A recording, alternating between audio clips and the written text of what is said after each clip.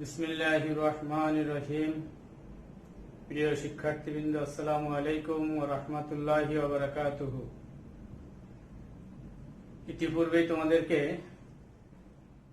অভিকর্ষ ত্বরণ জি এটার ধ্রুবক নয় আলোচনা করেছি এবং তিনটি কারণে এই অভিকর্ষ ত্বরণের মানের পরিবর্তন ঘটে। এক নম্বর আমরা দেখেছি যে উচ্চতার ক্রিয়া, সেটা আমরা আলোচনা ইতিপূর্বেই করেছি। দুই নম্বর কারণ ছিল আমাদের আকৃতি, পৃথিবীর আকৃতির কারণে এই জি এর মানের পরিবর্তন ঘটে। সর্বশেষ যে ক্রিয়াটা সেটা হলো পৃথিবীর আহ্নিক গতির জন্য অভিকর্ষ ত্বরণের পরিবর্তন ঘটে, ফলে কোনো বস্তুর ওজনের মানেরও পরিবর্তন ঘটে। এখন আসলে পৃথিবীর আহ্নিক গতিটা কি? আমরা জানি যে পৃথিবী এই যে উত্তর দক্ষিণ বরাবর পশ্চিম থেকে পূর্ব দিকে সর্বদা আবর্তনরত। কি জানি আমরা যে পৃথিবী উত্তর দক্ষিণ বরাবর পশ্চিম থেকে পূর্ব দিকে সর্বদা কি আবর্তনরত, সর্বদা সে ঘুরতেছে। ফলে এই যে এই গতিটা হলো পৃথিবীর আহ্নিক গতি। এখন পৃথিবীর পৃষ্ঠে যত বস্তু আছে, যেহেতু পৃথিবী ঘূর্ণায়মান, তাহলে এর পৃষ্ঠের বস্তুগুলো সবাই কি হবে? ঘূর্ণায়মান হবে। তার বস্তুর নিজ অক্ষে পৃথিবী যে ঘুরছে, পৃথিবী কিন্তু একটা অক্ষ আছে, তার অক্ষ বরাবর সে ঘুরছে। এখন পৃথিবীর পৃষ্ঠে যেসব বস্তু আছে সেই বস্তুগুলো ঘুরবে, তার একটা নিজের অক্ষ আছে, সেই অক্ষ বরাবর সে ঘুরবে। এখন পৃথিবীর পৃষ্ঠে যত বস্তু আছে সবগুলোই মনে করো ওমেগা সমকৌণিক বেগে ঘুরছে।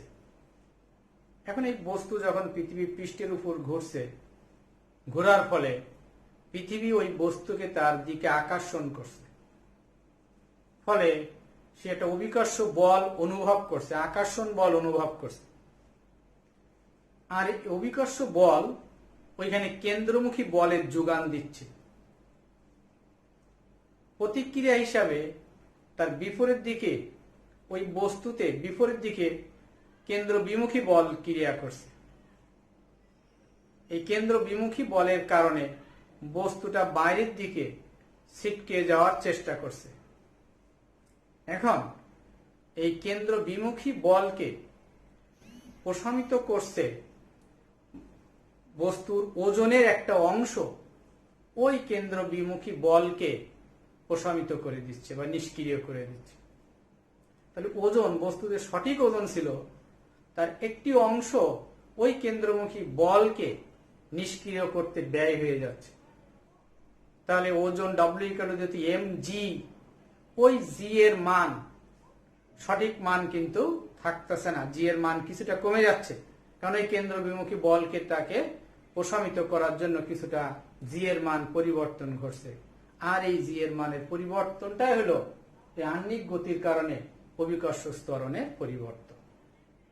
তাহলে কি কারণে জি এর মানের পরিবর্তন ঘটছে? যে পৃথিবীর যে ঘূর্ণায়মান, এই গতিটা হলো তার আহ্নিক গতি। এবং পৃথিবী কিভাবে ঘোরে? সে তার এই যে উত্তর দক্ষিণ বরাবর পশ্চিম থেকে সর্বদা পূর্ব দিকে পৃথিবীর নিজ অক্ষের চারদিকে ঘুরতে থাকে। এই গতিটার নাম হলো আহ্নিক গতি।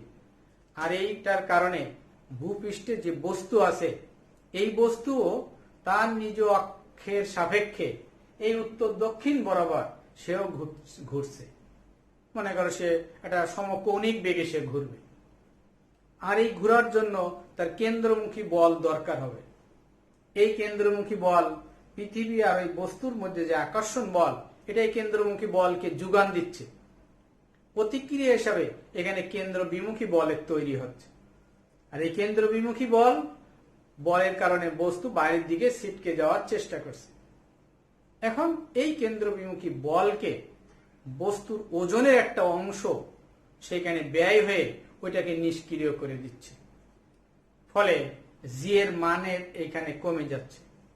এই কারণে অভিকর্ষ ত্বরণের কি হচ্ছে, এখানে পরিবর্তন ঘটছে। তাহলে আমরা দেখি সেই অভিকর্ষ ত্বরণের মান কি হবে, কিভাবে পরিবর্তিত হয়, তার গাণিতিকটা আমরা দেখি। আমরা মনে করেছি যে পৃথিবীর ভর ধরলাম এম,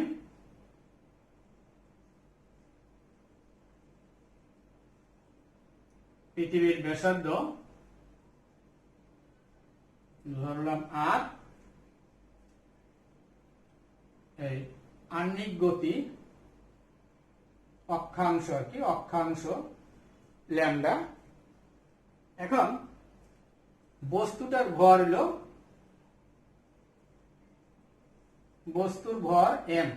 মনে করো বস্তুটি এম বিন্দুতে অবস্থান করছে। এম বিন্দুতে যখন বস্তু আছে, ওই বস্তু আর পৃথিবীর কেন্দ্রের যে সংযোগ রেখা, সেই রেখা এই বিষুবীয় অঞ্চলের সাথে, এটার সাথে ল্যামডা কোণে আছে। তাহলে এই ল্যামডাটা তার অক্ষাংশ।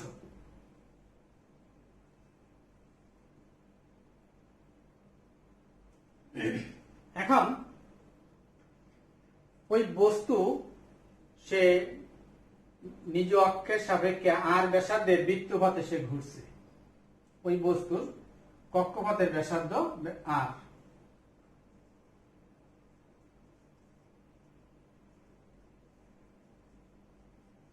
আর ব্যাসার্ধের বৃত্তপথে সে ঘুরছে।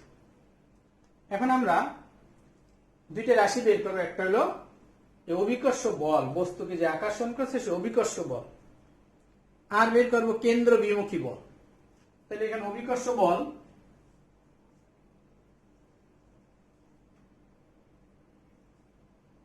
যেটা আমি এফ দিয়ে প্রকাশ করেছি, সূত্র কি, জি পৃথিবীর ভর ক্যাপিটাল এন, বস্তুর ভর স্মল এন, এটার দূরত্ব হলো আর, তাহলে আর স্কয়ার।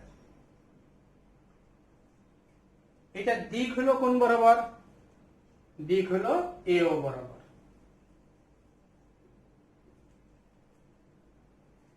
এখন কেন্দ্র বিমুখী বল এফসি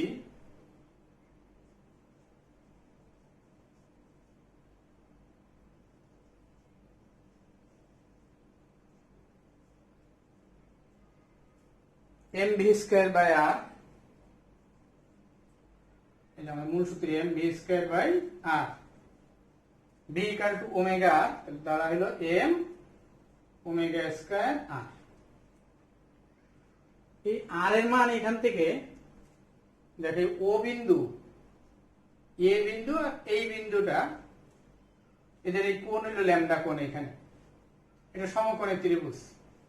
তো এইখান থেকে যে আমরা কি কি জানি, ভূমি জানি আর অতিভুজ জানি। তাহলে cos ল্যামডা, cos ত্রিভুজ ভূমি বাই অতিভুজ, ভূমি হলো আর আর অতিভুজ হলো ক্যাপিটাল আর। তাহলে স্মল আর এর মান হবে আর cos ল্যামডা। আর এর মানটা এখানে বসাই আমরা, তাহলে এম আর ওমেগা স্কয়ার, আর স্মল আর এর মান হলো,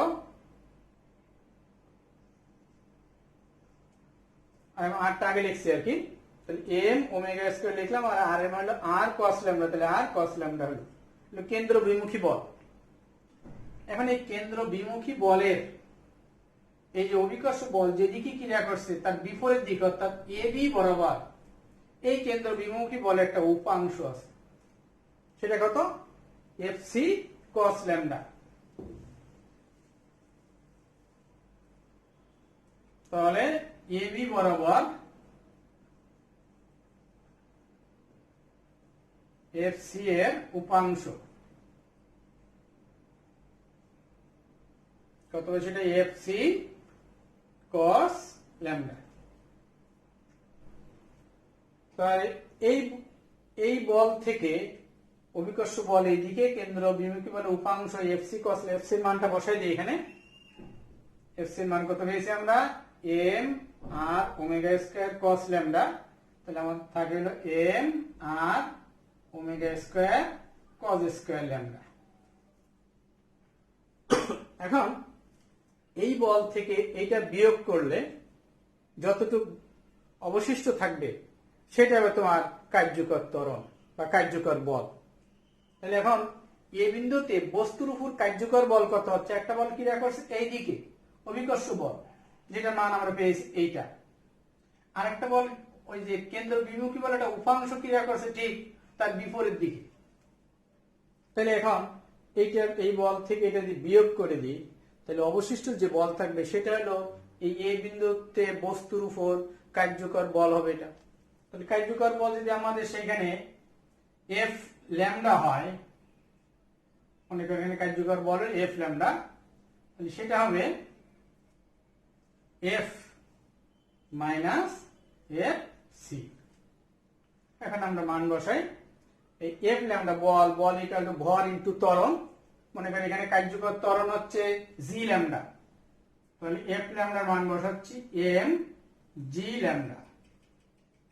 এফ এর মান পেয়েছি capital G capital M small M by R square minus F C, এই যে উপাংশ আর কি এখানে, এফ সি এটা উপাংশ এখানে, তাহলে মান পেয়েছি কত?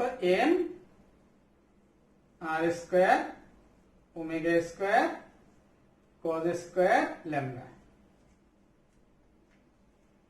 এটা হলো এফ সি এর উপাংশ, কিন্তু এফ সি এর উপাংশটা মান বসায় দেওয়ার পর এখান থেকে দেখা যাচ্ছে তোমার এম দিয়ে ভাগ করে দেওয়া যায়।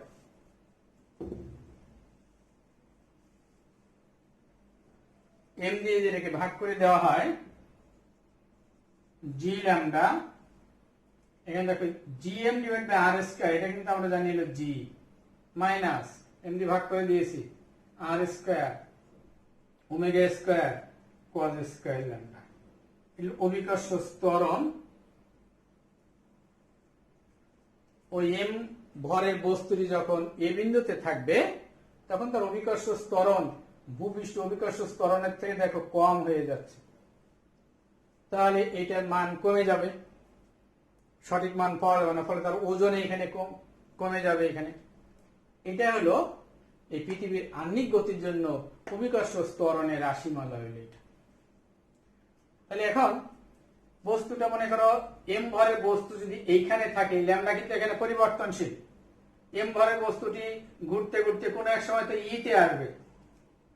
যখন ইতে বস্তুটি থাকবে অর্থাৎ বিষুবীয় অঞ্চলে থাকবে যখন, তখন এই ল্যামডার মান কিন্তু এখানে 0 হবে। এরপর বস্তু যখন এইখানে থাকবে, হয়তো মনে করো 5 ডিগ্রি কোণে থাকবে, আর একটু গেলে হয়তো 10 ডিগ্রি, এরকম আস্তে আস্তে যখন ওইদিকে যেতে থাকবে তখন এই ল্যামডার মান আস্তে আস্তে বাড়তে থাকবে। যখন সে একেবারে মেরু অঞ্চলে চলে যাবে এইখানে, তখন এই ল্যামডার মান কিন্তু এইটুক ল্যামডার মান হচ্ছে তখন 90 ডিগ্রি হয়ে যাচ্ছে। তাহলে আমরা বিষুবীয় অঞ্চলে এই অভিকর্ষ ত্বরণ আহ্নিক গতির কারণে অভিকর্ষ ত্বরণ তার মান কেমন হয়? মানে বিষুবীয় অঞ্চল,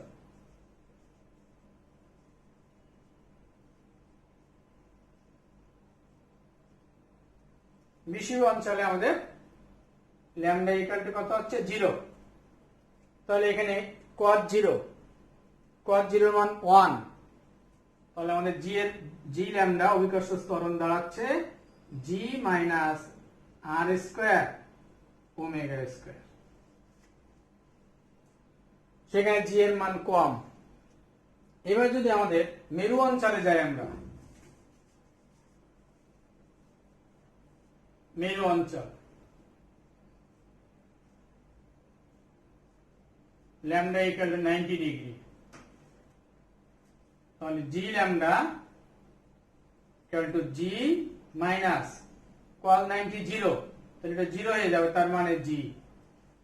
তার মানে এই পৃথিবীর আহ্নিক গতির কারণে বস্তু যদি এরকম ঘুরতে ঘুরতে এইখানে আসে, এন বিন্দুতে চলে আসে মেরু অঞ্চলে, তখন কিন্তু ভূপৃষ্ঠের যে ত্বরণ সেই ত্বরণের সমান হয়। অর্থাৎ তার ঘূর্ণনের যেটা ক্রিয়া এখানে কিন্তু তার মনে হয় না, কারণ তার ওজনটা ভূপৃষ্ঠে যে ওজন ছিল সঠিক ওজনটা সে এখানে পেয়ে যায়। এই কারণে তার ঘূর্ণন ক্রিয়া নেই, এখানে তার ঘূর্ণন ক্রিয়া নেই এরকম অনুভব করবে। তাহলে আমরা কি দেখলাম? যে বস্তু সব থেকে এই আহ্নিক গতির কারণে জি এর মান কম কোথায়? বিষুবীয় অঞ্চলে। বিষুবীয় অঞ্চলে তার ওজনও কম, যেহেতু W equal to M G. বিষুবীয় অঞ্চল থেকে যতই সে মেরুর দিকে যেতে থাকবে ততই এই জি ল্যামডার মান বাড়তে থাকবে।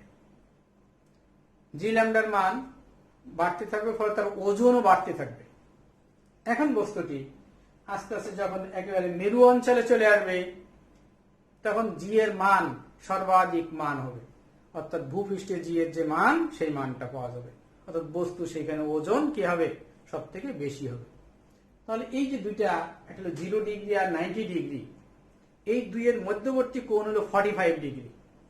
এই জন্য জি এর মান, জি এর যে আদর্শ মান, এই আদর্শ মান নির্ণয় করেছে কিন্তু 45 ডিগ্রি অক্ষাংশে। অর্থাৎ এই দুইটা কোণের গড় নিয়ে যত ডিগ্রি কোণ হয় ওইখানে ওই অক্ষাংশে সমুদ্রের পৃষ্ঠে এই জি এর মান বের করেছে এবং সেখানে সেটা আদর্শ মান পাওয়া গেছে। এইভাবে আমরা পৃথিবীর আহ্নিক গতির কারণে জি এর মানের যে পরিবর্তন হয় সেটা আমরা দেখলাম। পরে পড়বো আমরা মুক্তিবেগ।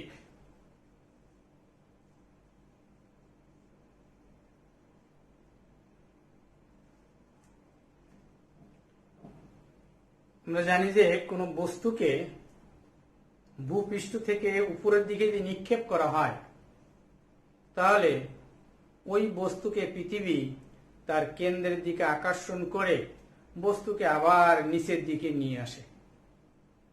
এখন যেমন মনে করো তোমার এটা পৃথিবী, একটা বস্তুকে তুমি উপরের দিকে নিক্ষেপ করে দিচ্ছ, এইখানে এতটুকু পর্যন্ত নিক্ষিপ্ত হয়ে এত দূরত্বে নিক্ষেপ হয়েছে, পৃথিবী তার ওই বস্তুকে টেনে তার দিকে নিয়ে আসলো। হয়তো বস্তুকে মনে করো পৃথিবীর কেন্দ্র থেকে এই দূরত্বে নিক্ষেপ হয়েছে, পৃথিবী তার আকর্ষণের প্রভাব অত দূর পর্যন্ত আছে, তখনও পৃথিবী তাকে আকর্ষণ করে তার কেন্দ্রের দিকে নিয়ে আসে।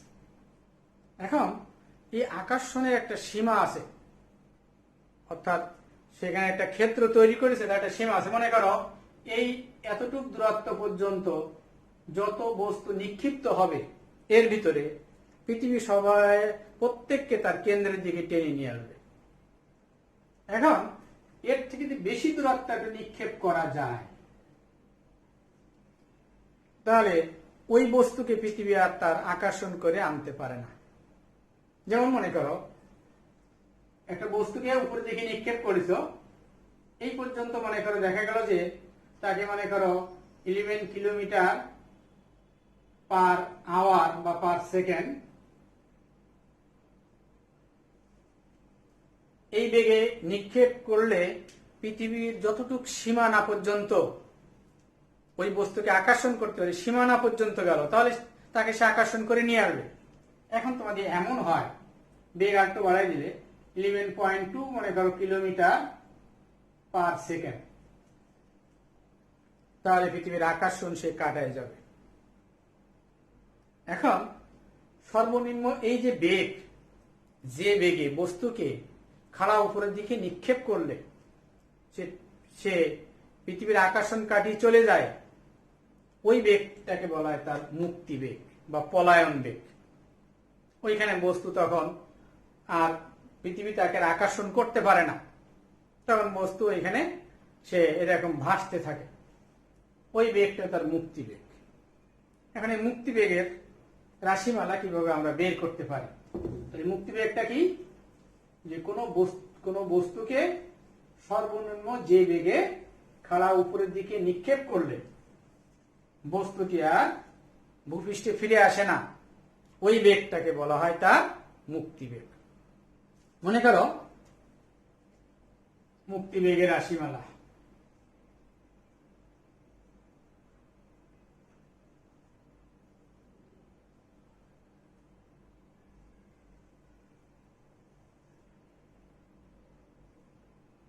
পৃথিবীর ভর মনে করো এম, পৃথিবীর ব্যাসার্ধ হল আর। এখন পৃথিবীর কেন্দ্র থেকে আর দূরত্বে এম ভরে একটা বস্তু আছে, বা তুমি নিক্ষেপ করে দিছে এম ভরে একটা বস্তুকে পৃথিবীর কেন্দ্র থেকে আর দূরত্বে নিক্ষেপ করেছে।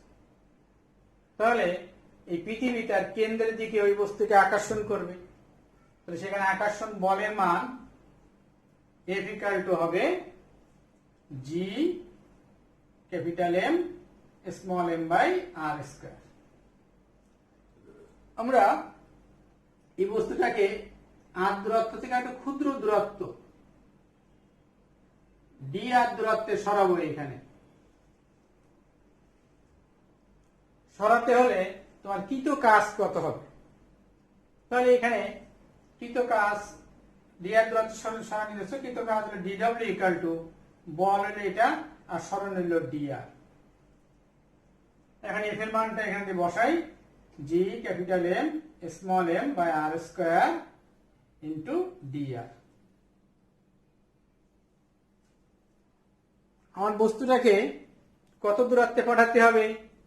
এই পৃথিবীর পৃষ্ঠ থেকে এখান থেকে অসীম দূরত্বে নিয়ে যেতে হবে। দেখো, তাহলে পৃথিবীর আকর্ষণ সে মানে কাটাই যাবে।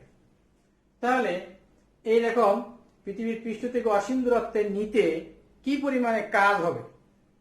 সে কাজ হবে এরকম ক্ষুদ্র ক্ষুদ্র দূরত্ব dr এর, ক্ষুদ্র ক্ষুদ্র dr এর যে কাজ হবে এই কাজগুলো সমষ্টির সমান হবে। তাহলে বস্তুটাকে আমরা পৃথিবীর পৃষ্ঠ থেকে খাড়া উপরের দিকে পৃথিবীর আকর্ষণ কাটায় যদি আমি নিতে চাই, তাহলে আমার মোট কাজ যদি W হয় তাহলে সেটা হবে ইন্টিগ্রেশন dw এর সমান। dw এর মানটা যখন এখানে বসাবো, এখানে আর ভেরিয়েবল, তাহলে এইগুলো ধ্রুবক, ধ্রুবকগুলো সামনে লিখলাম, G M rটাকে উপরে উঠে দিলাম, r⁻² dr। আমার নিম্ন সীমা হবে m, এখান থেকে ঊর্ধ্ব সীমা হলো ইনফিনিটি। নিম্ন সীমা m না, নিম্ন সীমা হলো ব্যাসার্ধ r, আর ঊর্ধ্ব সীমা কত? ইনফিনিটি। এখন আমরা এটাকে ইন্টিগ্রেশন করব।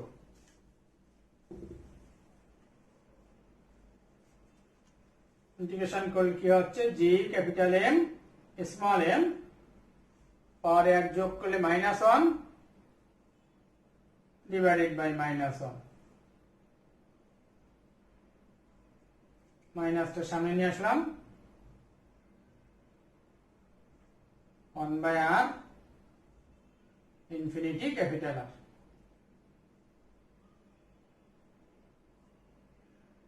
1 divided by infinity minus 1 divided by r। 1 by infinity হলো 0, এটা 0 হবে, মাইনাস প্লাস হয়ে গেল। তাহলে G M divided by R।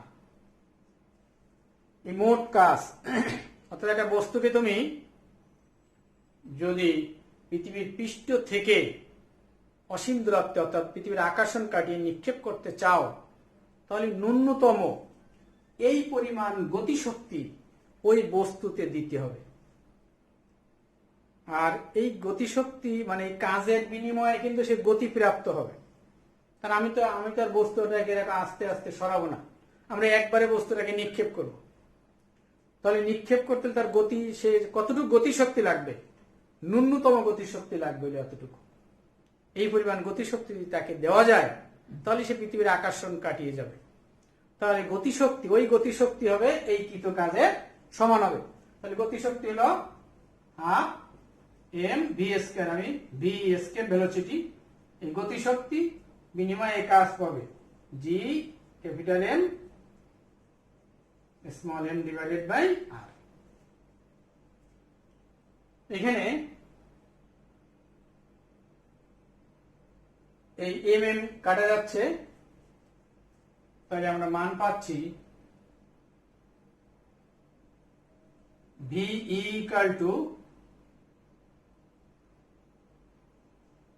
একবার গুণ করে দিলাম, এটা কাটা √2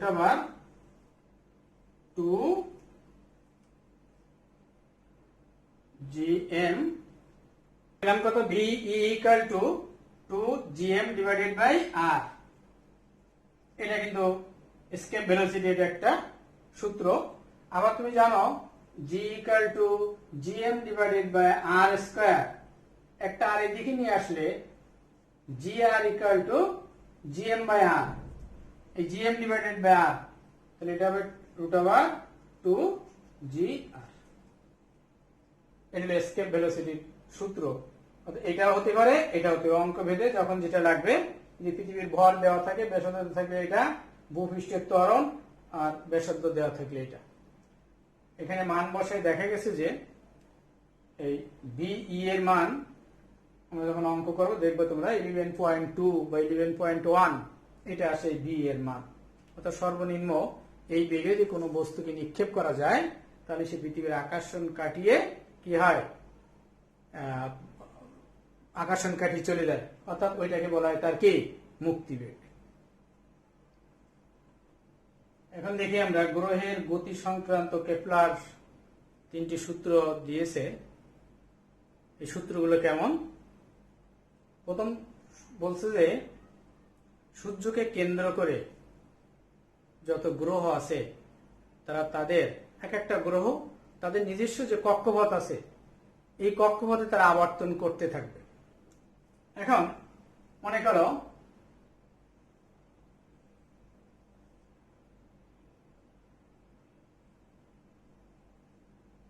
এখানে কেন্দ্রে মনে করো সূর্য আছে, এখানে সূর্যকে কেন্দ্র করে যে কোনো গ্রহ, পৃথিবী হতে পারে, বৃহস্পতি হতে পারে, যে কোনো গ্রহ তার যে কক্ষপথ আছে এই কক্ষপথে সে আবর্তন করতে থাকবে। এখন প্রথম সূত্র বলছে কক্ষের সূত্র।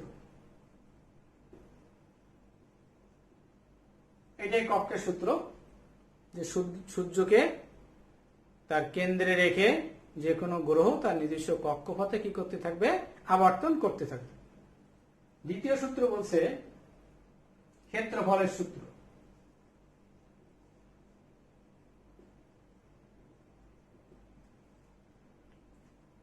আমরা পৃথিবীর কথা চিন্তা করি, পৃথিবীর যে তার নিজস্ব কক্ষপথ এরকম উপবৃত্তাকার থাকে, তাহলে উপবৃত্তের দুইটা ফোকাস আছে, মনে করে একটা ফোকাস এফ আর একটা ফোকাস মনে করে এফ ড্যাশ। যে কোনো একটা ফোকাসে সূর্য থাকবে, এটাতে মনে করো সূর্য আছে। এখন এটা পৃথিবীর যদি কক্ষপথ হয়, পৃথিবী মনে করো কোন এক সময় বি থেকে এ তে আসলো, এইখানে যে সে ক্ষেত্রফল অতিক্রম উৎপন্ন করলো এফ এ বি। আবার মনে করো কোন এক সময় সে এইখান থেকে এইখানে গেল, সি থেকে ডি তে গেল, ওই একই সময়ে বি এর থেকে এ তে মনে করো সে 10 ঘন্টা এসেছিল, এবার সি থেকে ডি তে সে মনে করো 10 ঘন্টায় গেল। তাহলে এই এফ এ বি এর যে ক্ষেত্রফল হবে, এফ সি ডি এর ক্ষেত্রফল একই হবে, একই সময়ে সমান ক্ষেত্রফল সে অতিক্রম করবে। সেটা ক্ষেত্রফলের সূত্র। তৃতীয় সূত্র হল পর্যায়কালের সূত্র।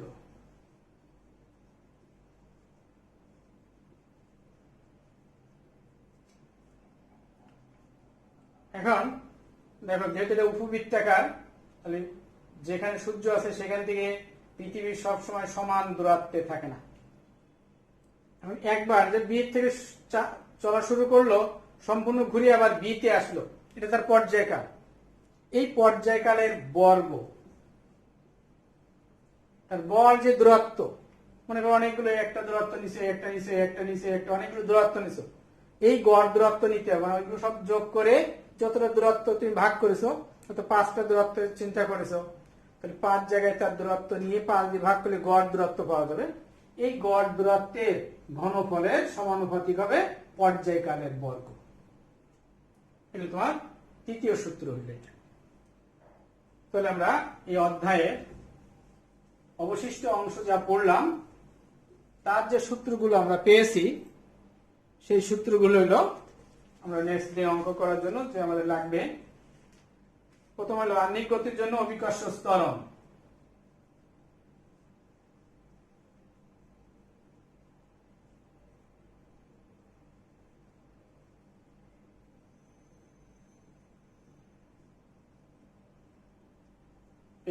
G lambda equal to G minus omega square R cos square lambda.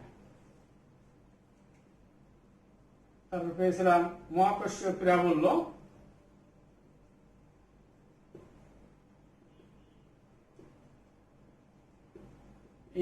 পেয়েছি এফ বাই এম, আরেকটা পেয়েছি G M divided by R square, আরেকটা আছে মাইনাস ডিবি বাই ডিআর। এরপর মহাকর্ষীয় বিভব V equal to W by M, পেয়েছি minus G M divided by R. তারপর আজকে পেলাম মুক্তিবেগ V equal to root over 2gr, পেয়েছি 2g ক্যাপিটাল এম বাই আর। কৃত্রিম উপগ্রহের জন্য পেয়েছি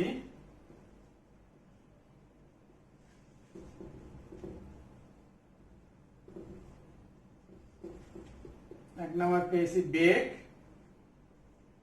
V equal to root over G M by R plus H equal to root over G R square by R plus H. দুই পেয়েছি আবর্তন কাল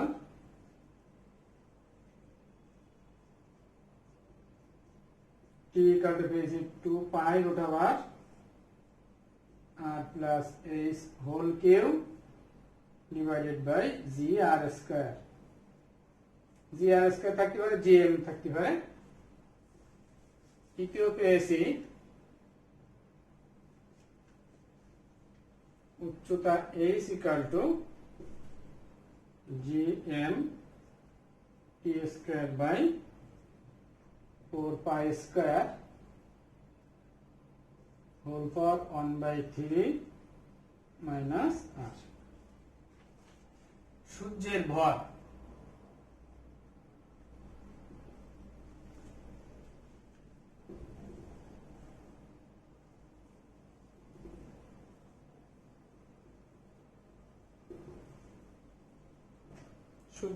নির্ণয়ের সূত্র হলো 4 pi square R cube divide by T square G. এই সূত্রগুলো দিয়ে আমরা নেক্সট দিন অঙ্কগুলো করবো আর কি। তাহলে আজকে এই পর্যন্তই, ভালো থাকো সবাই, দোয়া রেখো। আসসালামু আলাইকুম ওয়া রাহমাতুল্লাহি ওয়া বারাকাতুহু।